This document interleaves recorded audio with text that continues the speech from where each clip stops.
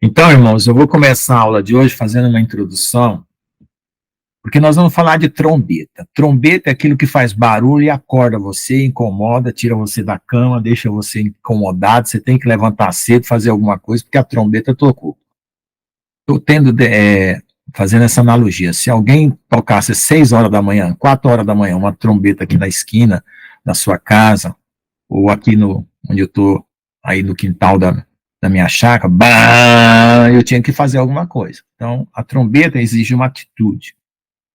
E eu vou falar sobre realidade espiritual, e eu não quero fazer nada, nada, nada, nada, nada, e vou ficar repetindo nada, nada, de alma, de esforço humano. Eu quero fazer algo que realmente futuque o coração de vocês e faça vocês chegar a um nível espiritual diferente daquele que vocês têm hoje, de maior comunhão com Jesus, que para mim comunhão não é dom.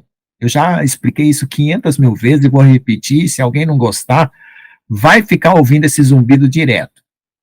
Comunhão com Deus é a intimidade, o amor e aquilo que você sente por Ele, que eu quero que aumente em grau extensivo em vocês. Agora, se você vai sair voando, pôr a mão sobre os enfermos, ser transladado como Filipe, se você vai aparecer ouro, onde as pessoas estão com pobreza, se você vai rachar a rocha e vai sair água, para mim é dom.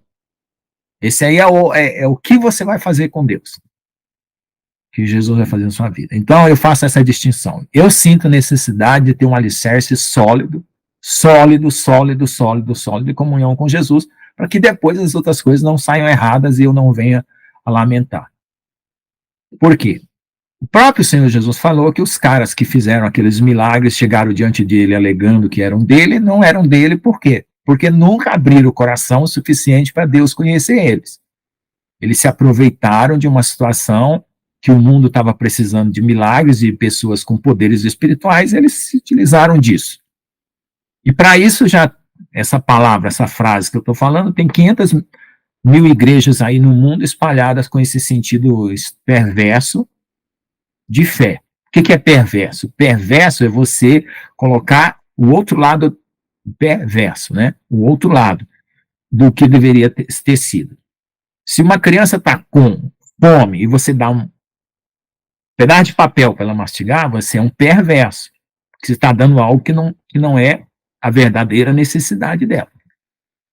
Então, esses evangelhos perversos que estão por aí são aqueles evangelhos que dão algo que não vai te salvar. Vai te maciar o ego, fazer você prosperar nesse mundo e assim por diante. Por isso que eu chamo de evangelho perverso, porque substitui o que deveria ser. Então, hoje à tarde, eu fiz um vídeo, Realidade Espiritual, eu vou soltar como vídeo 1. Essa introdução aqui, eu vou recortar ela, fazer como vídeo 2, para vocês entenderem o que é realidade espiritual. Certo? Então, eu imagino aqui no começo, nós estávamos falando sobre o método Pardes. Né? Eu não sei quantos métodos celestiais existem de interpretação na Escritura, mas eu entendo que como ele pega várias coisas, várias facetas que o método tradicional teológico não pega, então eu entendo que ele mostra um caráter da palavra de Deus e da revelação de Deus um pouco melhor. Né? Deus é que sabe qualificar se esse é o melhor método, se não, só estou querendo dizer isso. Então eu estava falando que o Aristóteles e o Platão, que gerou a filosofia, que gerou a cultura ocidental, ele herdou de Hermes Trismegisto, que era um feiticeiro, um bruxo, alguém que fazia viagem astral, fazia um monte de coisa, um método de análise, que é o que nós usamos hoje na teologia humana, que leva a um monte de conclusões erradas. Então, se você pega um texto bíblico, analisa ele errado e leva a conclusões erradas, você vai ter ideias erradas, consequências erradas, atitudes erradas. Então, veja, até a realidade espiritual que você vai ver vai estar alterada. Porque você depende dos seus olhos para ver essa realidade. Se você botar um óculos turvo, você vai ver turvo. Então, espiritualmente, eu vejo isso. Que hoje nós estamos debatendo com escolas teológicas que nos ensinaram um monte de coisas que nós temos que alterar rapidamente a nossa compreensão da realidade para poder se preparar para a volta de Jesus. Como eu estava falando, existem as noivas sábias e as noivas tolas. Sábias aquelas que vão direto a Jesus, pessoa. Eu saí para pregar o evangelho esses dias, eu falei assim, eu não estou te apresentando igreja, eu não estou te apresentando doutrina, estou te apresentando a pessoa de Jesus. Foi isso que eu falei para elas. Então, pessoa, de minha pessoa, da pessoa de qualquer um, para a pessoa de Jesus. E aí você se agarra com essa pessoa, confia nele e saia daqui desse mundo. Porque a grande tribulação não é brincadeira. E Deus está tocando a trombeta bem alto. Por quê? Porque ele não quer que você passe. Eu já falei, já defendi essa tese aqui. O pastor João publicou agora, a última chamada, uma revelação do profeta aí, acho que é Brandon, eu não sei qual que é o nome, eu confundo os nomes dos profetas aí que estão nos Estados Unidos, mas é um deles, onde ele teve uma visão de Jesus em cima do monte, fazendo aquele bé, bé, bé, né? Chamando as ovelhas para não participar da loucura que vai ser a grande tribulação. Loucura no sentido que humano. Não porque no sentido espiritual Deus vai estar salvando vidas. Você morreu aqui, você está salvo. Então a vida não vai ter aquela situação de você estar com toda a preciosidade, como se isso aqui fosse a coisa definitiva. O que nós temos aqui é um holograma, é uma matrix, você pode chamar do nome que quiser, para explicar que nós estamos numa realidade falsa, do qual a realidade verdadeira vai se abrir. Se você quiser acreditar que isso aqui é a verdade, aí é problema teu. Não é mais problema meu. Por quê? Porque do ponto de vista que eu venho estudando, tudo que eu tenho estudado na vida até hoje, eu cheguei a essa conclusão. Então, o que eu uso na palavra de Deus? Eu uso a palavra de Deus como aquele decifrador da realidade. E de uma realidade maior que é a espiritual, além dessa daqui, além do estudo que eu sou formado em física, que eu posso estudar a física, uma bola andando lá, um carro batendo, isso é física. Um foguete partindo é física, um asteroide chocando com a Terra é física, um palito de fósforo riscando é física. Então, essa realidade física, eu posso usar a física para analisar ela, mas ela não me dá todas as respostas. E onde que eu tenho todas as respostas? Na palavra de Deus. Tá bom? Então, se eu não considerar a palavra de Deus como verdade, aí eu já não tenho mais nada para considerar. Porque tem gente que fala assim, mas isso não é científico. Desde quando ser científico é correto? O cientificismo é um método de aproximação da realidade, mas não significa que ele chega na realidade. Para isso, houveram filósofos criticando o método científico. Começou com René Descartes, e aí vieram os vários filósofos criticando, e por último foi o Karl Popper, que disse que uma teoria, por melhor que ela seja, ela é falsificável. Ou seja, pode existir uma outra melhor e uma outra melhor, porque a realidade ela tem camadas e camadas. Então, dizer que uma coisa é científica não quer dizer nada em termos espirituais. Certo? Por quê? Porque nós podemos estar dentro de uma manipulação holográfica, sei lá. Quem está fora, que é espírito, sabe como manipular. Eu estou aqui dentro, então eu não sei como manipula, mas os espíritos sabem. Os demônios sabem como manipular a nossa mente, sabem como manipular os nossos sentimentos, como nos levar aos erros e às paixões que escravizam o mundo. E o maior problema do homem é exatamente isso. Então, veja só, se eu uso a palavra de Deus como uma ferramenta que vai me abrir o entendimento e o coração para enxergar a realidade, eu preciso pegar o melhor do que a palavra pode me dar. E o melhor do que a palavra pode me dar, comparativamente, que eu estou usando agora como uma forma de exemplificar, né, em relação ao método teológico tradicional, com o método Pardes, onde descobre camadas e camadas de uma revelação que a gente passa a leitura ali por cima e não vê nenhuma. Coisas espirituais nem pode provar nenhum cientista, né, pastor? Sim, é verdade. Por quê? Porque estão acima do nosso entendimento. Né? Estão acima. Nós somos a formiguinha do laboratório aqui. Nós não somos o cientista, né? Porque o cientista é aquele que testa o ratinho, testa a formiguinha, mas aqui no caso não. Né? Nós somos o objeto da manipulação. Então, veja só, eu estava falando aqui com a irmã Gina, antes de começar, que esse controle de narrativa, onde você faz um discurso e o outro faz um discurso melhor, e aí você muda de opinião porque o discurso do outro é mais convincente, isso veio do mesmo método, né, que se usa nas escolas teológicas e que hoje se usa na política direita e esquerda, certo? E isso não traz a realidade, não traz Jesus para você, porque Jesus é a expressão da verdade. Então, se não traz Jesus, se só traz ideias e opiniões que ficam a vida inteira se degladiando, não reproduz o resultado espiritual. Qual é o resultado espiritual que a gente precisa? A nossa salvação. Então, se eu ficar com ideias humanas e teologias humanas, estou fadado a me afundar. Por quê? Porque as coisas estão sendo alteradas pela realidade que está se apresentando.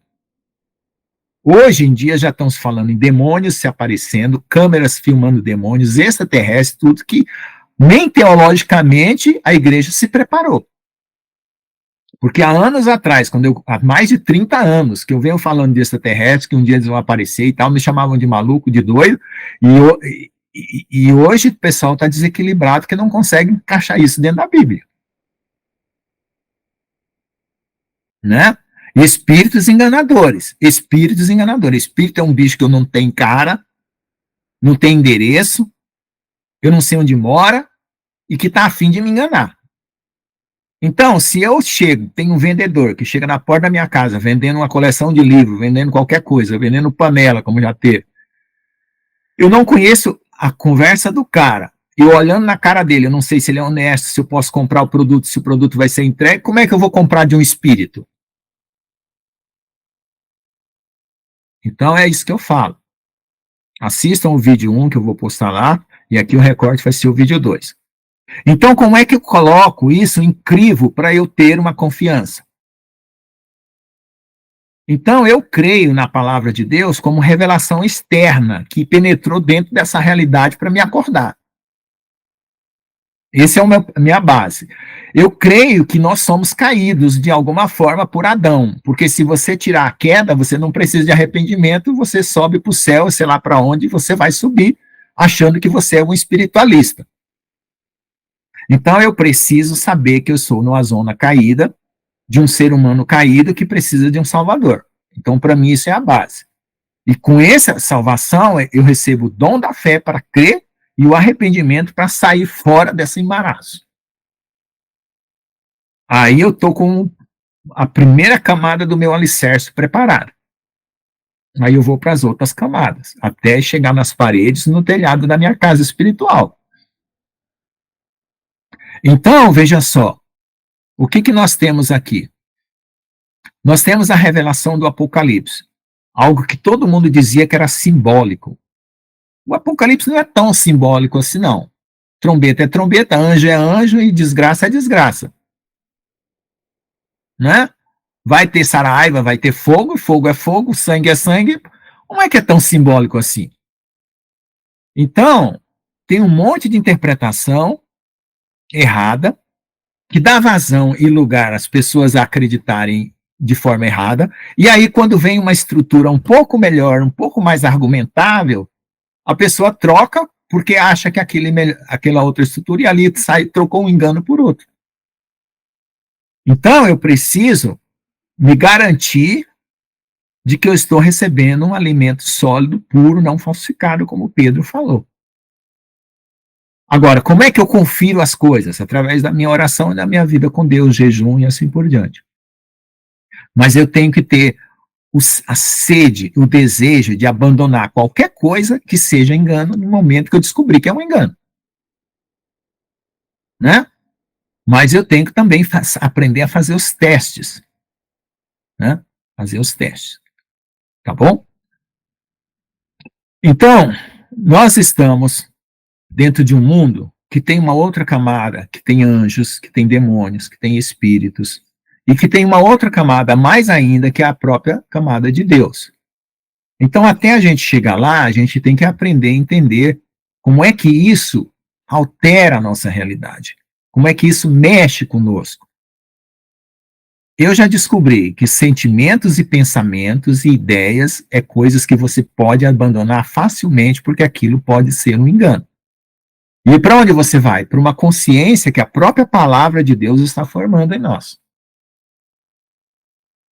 Que aí você abandona as suas emoções, as suas tristezas, os seus rancores, a sua angústia, pede para o sangue de Jesus te arrancar aquilo de você, os seus pensamentos turvos, as suas mentalizações equivocadas, para ir para um nível de consciência espiritual gerado pela própria palavra. Então, como é que eu sei que a palavra é verdadeira? Porque à medida que eu experimento, eu testo ela, e quando eu testo ela, ela vai me dando validação. Como eu já falei, e até já gravei hoje à tarde, eu queria saber se anjo existia, porque se a Bíblia falasse que anjo existia e não aparecesse nenhum anjo para mim, não confirmasse isso, eu ia jogar a Bíblia fora. Eu testei se Jesus tinha ressuscitado. Jesus provou para mim que ele ressuscitou, porque se eu perguntasse para Deus que Jesus ressuscitasse, não aparecesse Jesus, não aparecesse nenhuma prova espiritual que Jesus tinha, eu tinha jogado a Bíblia fora. Então, para mim, a Bíblia é o manual do fabricante, que fez esse mundo e fez nós. Agora, ela é palavra de Deus quando eu coloco ela no crivo de que Deus tem para mim. Eu não coloco a palavra de Deus no crivo de nenhum ser humano na Terra. Eu nunca aprendi a fazer isso. Porque quando eu tinha que enfrentar demônio, eu tinha que dar uma cacetada forte o suficiente para o demônio cair fora. E os argumentos que os pastores e homens me davam não eram uma pancada firme. O diabo ainda voltava para tirar a satisfação. Então, eu aprendi na luta, eu aprendi na batalha, eu aprendi dando soco. Eu fui que nem criança de rua espiritual, sofrendo todo tipo de angústia e de dor. Então, graças a Deus, isso foi bom, porque pelo menos eu posso ajudar as pessoas, que é o meu maior desejo, é arrancar qualquer um de qualquer angústia, de qualquer dor, de qualquer tristeza, por amor, com a motivação certa. Se o cara não quer sair, eu não posso fazer nada. Mas eu estou disposto a lutar por qualquer vida e qualquer alma. Amém? Então eu vou postar, orem, porque eu não quero fazer nada de mim mesmo, eu quero que as coisas sejam guiadas por Deus, para que eu possa esse vídeo 1 e esse recorte agora, que eu estou acabando aqui, vai ser o vídeo 2 sobre o que é realidade espiritual. Bom? Amém? Vamos lá. Na minha opinião, eu acho que a marca visível vai ser o brilho no rosto. O brilho na pele, o brilho de...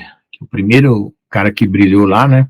Depois que o Adão perdeu o brilho, né? Que a irmã Gina estava estudando hoje. Depois que Adão perdeu o brilho, quem recuperou o brilho foi Moisés, né? A não ser que Enoque tenha brilhado e ninguém não contou pra gente. Então, esse brilho que mostra a presença de Deus literal e radiante na pele, no rosto, vai ser a marca dos 144 mil. Eu creio nisso. E pelo que Deus já mostrou de revelação, essa dimensão espiritual que está sendo recuperada. Quando eu falo de Apocalipse para minha família, o pessoal fica achando que eu sou doido, que eu sou esquisito e que eu... Aí eu falei para o meu irmão, para o Lauriberto, eu falei, Lauriberto, nós não vamos perder a estrutura humana que nós temos, nós vamos recuperar as estruturas que nós perdemos, as dimensões superiores, a quinta dimensão, como diz aí alguns, né? Porque as pessoas têm um medo, assim, de virarem fumaça, virarem etéreas, né? Para mim, a minha consciência pode estar em qualquer lugar, eu tô bem com isso. Né? Se Deus me transformar numa labareda de fogo e eu tiver a mesma consciência de ser eu, de ser o Lucas, eu não tenho nenhum problema com isso, mas tem gente que fica apavorado com isso. Aí eu falei para meu irmão, nós vamos receber aquilo que nós tínhamos perdido lá no Éden. Então, quando nós recebemos o que temos perdido no Éden, nós vamos estar vendo o mundo espiritual e o mundo material ao mesmo tempo. Agora, digamos que você está lá no céu com Jesus, já foi arrebatado. E você não é dos 144 mil, você está tranquilo, você não vai ficar guerreando aqui embaixo contra demônio, contra anjo caído, contra nada. Você está lá com Jesus esperando terminar o sarau aqui embaixo para começar a festa do casamento. Agora, você vai estar na quinta dimensão, você vai estar com Jesus, você já está no mundo espiritual. Maravilha. Né? Agora, se você for um dos 144 mil convocado para essa guerra, quando Jesus perguntou quem quer ser, eu levantei minha mãozinha. Agora eu não sei, né? Eu não recebi meu crachá ainda. Mas se for para salvar a vida, eis-me aqui. Se não for, se Deus falar, não, Lucas, você não vai para esse negócio aí, não quero você lá, tranquilo. Né? Importante é nós estar com Jesus e salvo. Agora, quem ficar aqui, né, que vai ter que pagar com a própria vida, que vai ter que passar por isso, porque nós vamos ter que desprender de coisas e camadas que estão prendendo a nossa vida humana, que nós não sacamos, que nós estamos presos. Outro dia aí, teve a Vicky trazendo uma revelação de Ezequiel. Quando você dorme à noite, a sua alma fica suspensa e tem bruxas e bruxos que saem capturando almas. É uma batalha espiritual que acontece na madrugada. Outro dia eu sonhei que eu estava preso lá na Indonésia. Mas o que eu estou fazendo na Indonésia, Jesus? Então eu não sei se era o sonho de eu sentindo a condição de uma pessoa que tem uma alma presa, que descolou do corpo durante a noite e os bruxos vieram e cataram ela, porque existe essa guerra, gente. Essa guerra de gente que faz projeção astral e sai à noite aí para perturbar o que trabalha com o exército inimigo, né? Então, se sua alma está fragmentada por alguma experiência sobrenatural que você teve, que não era de Deus, eu peço em nome de Jesus que sua alma seja condensada dentro do seu coração, dentro do seu corpo, e desprendida de todas as regiões de aprisionamento, para que você realmente tenha toda a integridade que Deus te deu de volta, devolvida a você. Porque eu também saí atrás de extraterrestre, eu também saí atrás de espíritos. É uma luta terrível. Para me chegar na consciência da palavra, para entender a palavra como palavra, eu tentei falar dos sonhos da Eren para antecipar as coisas do Apocalipse para minha família, para que eles entendessem que estão acontecendo coisas e que agora no mundo espiritual vai no mundo material vai rapidinho acontecer do dia para a noite, para se prepararem. Aí o meu irmão falou, não acredito no sonho da Eren, não quero nem saber. Eu falei, era uma ferramenta, meu filho, que você jogou fora quando você vai precisar. Não é a Eren. Podia ser a irmã Gina, podia ser a irmã Célia. O nome não interessa. Interessa que Jesus está atualizado. Com Covid, com tudo quanto é coisa que existe no mundo. Política, Trump, aquela coisa toda, não pode nem falar, nem sei se esse vídeo aqui vai ser liberado eu falando desse jeito, mas eu preciso falar. Um Jesus atualizado, que se preocupa com a gente, que está assistindo o que nós estamos vendo e vivendo aqui na Terra.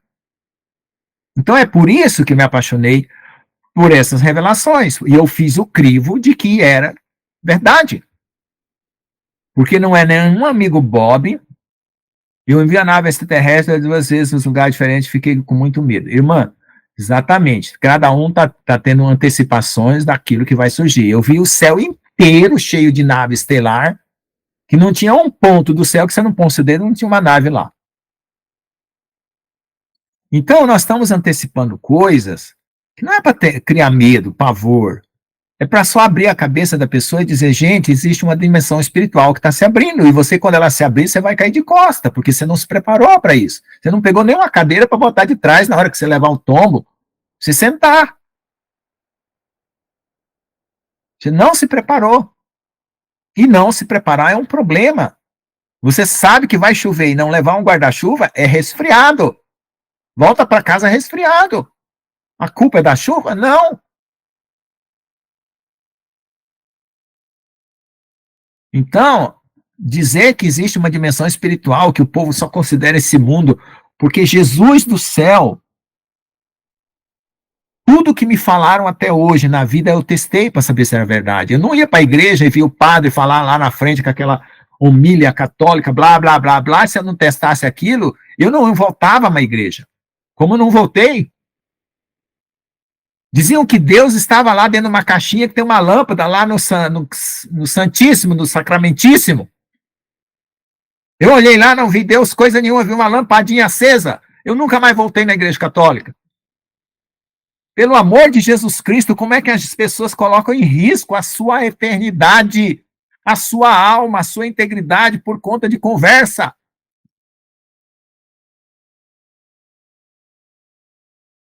Eu fui num dia, quando eu tinha 8 anos de idade, 12 anos, não me lembro direito, vi uma bola transparente passando em frente da minha casa, é muito esquisito. Pois é, irmão. Põe esquisito nisso que nós vamos ver. Quando eu vi uma possessão demoníaca num casamento que eu fui lá, a empregada doméstica da minha casa, lá em Piracuruca, no Piauí, me levou num casamento, um pai de santo mandou um espírito tomar todas as pessoas que eram médios naquele lugar, que eu vi aquele povo batendo cabeça no concreto da parede, botando brasa na boca, e não se queimando, e pulando que nem um cavalo, que nem um doido lá. Eu falei, meu Deus, o mundo espiritual é muito real, e eu não posso ignorar. E eu não vou participar de um demônio que faz isso com as pessoas. Então é por isso que esse lado, né, nunca me atraiu. Porque eu vi o mal que fazia com as pessoas. Um Deus, pelo menos o mínimo tem que ser bom com aquilo que ele criou. E nos amar, porque somos feitos por ele. Agora um Deus que quer mandar o que é do outra religião lá, eu tenho que matar, porque o meu Deus disse que se você não obedecer à minha religião, eu posso te matar, eu posso te estrupar. Ou porque um Deus manda eu fazer viagem astral. Eu não vou. Eu não entro em barco de ninguém. Não entro. Eu fui numa palestra na Casa da Cultura, em São Carlos, uma noite. Nós éramos da igreja, nos infiltramos na palestra, o cara ia fazer viagem astral com todo mundo. Eu levantei o braço, fiz pergunta, como eu sempre fiz pergunta, acabei com muitas aulas fazendo pergunta. Eu falei, escuta, vocês vão fazer aqui a experiência de viagem astral hoje, depois dessa palestra? Vamos. As camas estão tudo lá de trás do teatro, lá, de trás daquelas cortinas, lá, para o pessoal deitar lá e fazer viagem astral. Perguntei, escuta, os portugueses, espanhóis chegaram na Costa do Marfim, chamaram um monte de negros para dentro das embarcações, quando eles entraram, né, eles escravizaram e trouxeram aqui para o Brasil, para vender como escravo. Além de vender na Europa também, né? E os que não entravam, que eram desconfiados, eles colocaram miçangas, espelhinhos e tal, para trocar ali, para enganar a turma. Se esse pessoal fez escravo, o povo nessa barca, quem me garante que a barca que vocês estão oferecendo não vamos fazer escravo desses seres celestiais aí, espiritualistas e tal coisa? Aí o cara, não vai não. Por que não vai? Porque tem leis espirituais. Aí um gritou lá atrás, se tem leis, tem juiz. Quem é o juiz? Pronto, acabei com a palestra. Eu e um outro colega. Aí virou uma bagunça, não teve viagem astral, coisa nenhuma. Então, como eu disse, eu testei se a Bíblia era verdade, mas para mim, chegar um anjo, não é porque o cara é anjo que ele pode chegar e fazer qualquer coisa e falar qualquer coisa para mim, não. Chegar um anjo para mim e falar alguma coisa e falar, escuta, você crê que Jesus veio em carne, que ele morreu na cruz? Eu faço o teste. Porque se ele embasbacar, engasgar, ele vai levar cacetada. Ele vai levar pancada. Eu não trato bem demônio. Ele não me trata bem, não trata bem a humanidade, por que eu vou tratar bem demônio? Se confessar que Jesus veio em carne, que morreu por os nossos pecados, está dentro do crivo que a palavra ensina para testar os espíritos, aí tudo bem, eu posso entrar na nave dele, vou ficar olhando ali os controles, vendo para onde ele está indo, porque ele está me levando, né? Amém? Deus que abençoe.